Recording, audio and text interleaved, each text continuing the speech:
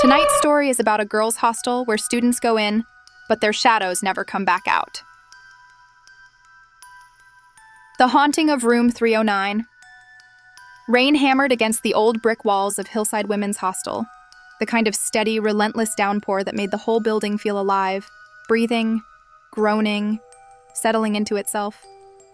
To most girls living there, it was just another stormy night in Massachusetts. But for Emily Carter, the newest resident, the storm felt like a warning. She arrived just after dusk, soaked from running across the courtyard with her luggage. The receptionist, an elderly woman with clouded eyes, barely looked at her. "You're in room 309, third floor," she said, sliding a key across the desk. "Don't wander at night. Lights go off at 11. Emily frowned.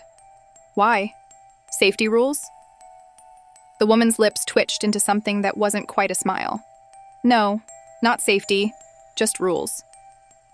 The way she said it made Emily's skin prickle. First night, room 309 was small but neat, 2 beds, 1 desk, 1 window, and wallpaper that peeled at the edges like old scabs. Her roommate hadn't arrived yet, so Emily unpacked, trying to shake off the weird feeling from downstairs. Around 11:06 p.m., after the hallway lights clicked off, she heard it. Tap, tap, tap. Slow. Rhythmic, coming from the wall behind her bed. She held her breath. The tapping paused. Then, scratch! Something dragged across the wall, steady and deliberate, like nails slowly etching a message she couldn't read. Emily backed away until her shoulders hit the opposite wall. She whispered, "It's an old building, just old pipes." But the sound didn't match pipes. And then came the whisper, a soft, shaky voice right behind her head. "Don't take her bed." Emily stumbled forward, knocking her lamp to the floor. Her heart pounded so loud she almost didn't hear the door swing open. A girl stepped inside, tall, pale, with dark hair hanging damp around her shoulders. "You heard her, didn't you?" the girl asked. "Who?" Emily gasped. "Who said that?" The roommate didn't answer. Instead, she closed the door gently, like someone trying not to wake a sleeping child. "I'm Sadie, your roommate," she said quietly, "and we need to talk about this room." The story of room 309, once Sadie settled on her bed, the one furthest from the whispering walls, she told Emily everything in a low voice, as if the walls themselves were listening. 3 years ago, a girl named Lila Harper lived here. Same room, same bed you picked. She pointed to Emily's mattress. Lila was quiet, smart, never skipped class. But at night she changed. She said something lived inside the walls, something that only talks after lights out. Emily felt a shiver crawl up her spine. "What happened to her?" she asked. Sadie's eyes moved to the corner of the room, the one Emily had felt was too dark. One night she started screaming. The whole floor heard it. When they finally broke in, the room was empty. She paused, except for the scratches. Emily felt her stomach turn. Scratches? Sadie nodded slowly. Her name. Over and over. Carved into the wall behind your bed. Emily swallowed.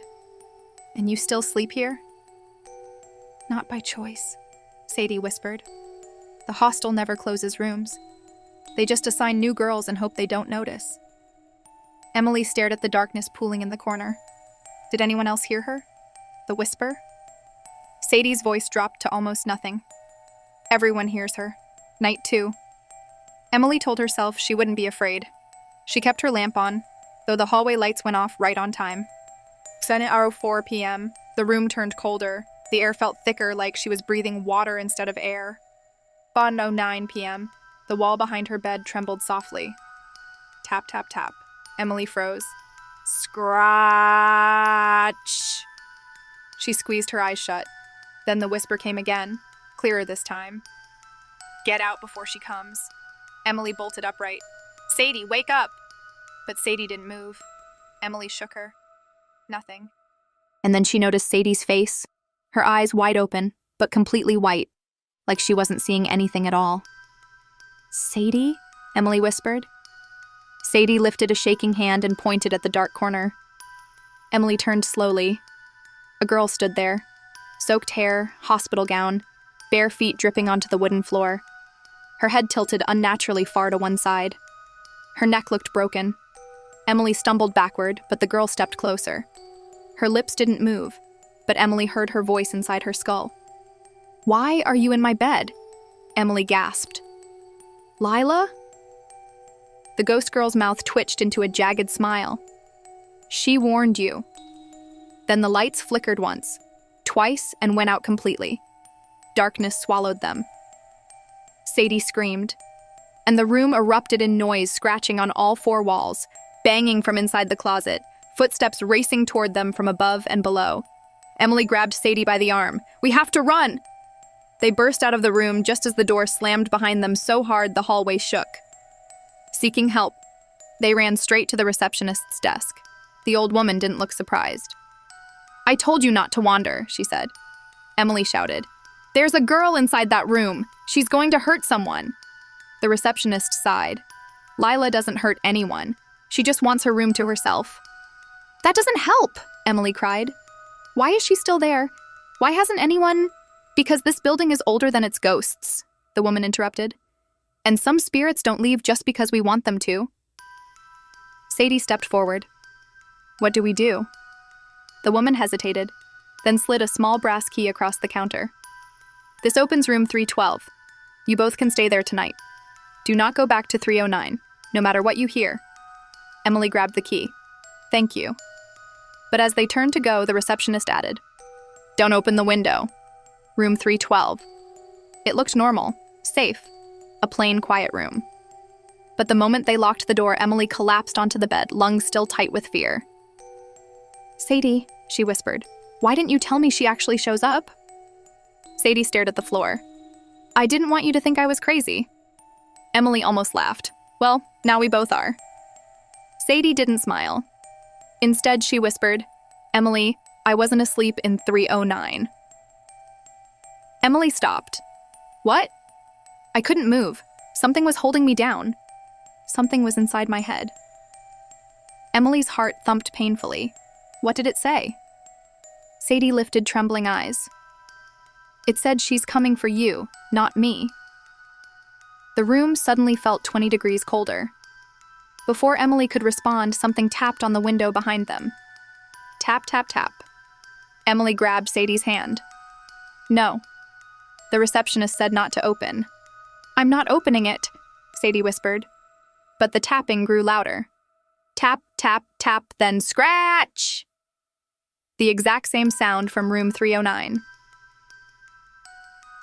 Emily approached the window slowly. Rain streaked the glass. The outside hallway light flickered. And then, a pale hand slapped against the window from the outside. Emily screamed, falling back. The hand dragged down the glass, leaving a long streak of dark red behind. Sadie pulled Emily toward the door. "We're leaving, now!" But as soon as they unlocked the door, footsteps echoed in the hallway. Not normal footsteps. Wet footsteps. Slow, dragging. Coming straight toward room 312, the final confrontation. The lights in the hallway flickered violently. The footsteps stopped right outside their door. Emily held her breath. A soft whisper came from the gap underneath. "You're in my room." Emily shook her head.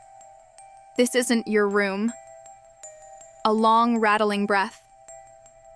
"All the rooms are mine." The door handle began to turn. Slowly. Emily panicked. "Block it!" She shoved the desk against the door. Sadie pressed her weight on it. But the handle kept turning. Kept turning. Suddenly, the lights went black. They heard her inside the room, behind them. Sadie cried out. Emily turned slowly. Lila stood in the center of the room. Her broken neck hanging, her arms limp, her eyes two hollow pits leaking black water. She pointed at Emily. "You slept in my bed." Emily backed away. "We're sorry. We didn't know." But Lila stepped closer. The floorboards cracked under her feet. The air grew tighter, pressing in on Emily's chest. Sadie shouted, "Take me instead!" Lila didn't look at her. Her ruined eyes stayed locked on Emily. Emily felt her limbs stiffen. Her jaw locked. Her vision blurred. Lila reached out, her cold fingers inches from Emily's face, when suddenly the lights blazed on. The receptionist stood in the doorway, holding a lantern that glowed unnaturally bright. "Lila!" she shouted. "Enough!" The ghost girl shrieked, a sound that shattered the lantern glass and sent Emily to her knees. A wind burst through the room, swirling papers, ripping curtains, shaking the beds. Then silence. When Emily opened her eyes, Lila was gone. Aftermath. The receptionist helped them outside, her hands trembling. "You shouldn't have been placed in that room," she said. "No one should." She sighed deeply. Lila wasn't evil, just lost. She died alone in that bed, and she can't bear seeing anyone else sleep there. "Can she come back?" Emily whispered. The woman looked at the darkened hallway. "Yes." Emily grabbed Sadie's hand. "We're leaving. Tonight." They didn't pack. They didn't check out. They just ran. Rain pounding on their backs, lightning lighting up the hostel one last time. In a flash of white, Emily saw it, a girl standing in the third-floor window. Soaked hair, broken neck, watching them go, and smiling. If this story sent a chill down your spine, then like and subscribe. Because the next horror I bring may...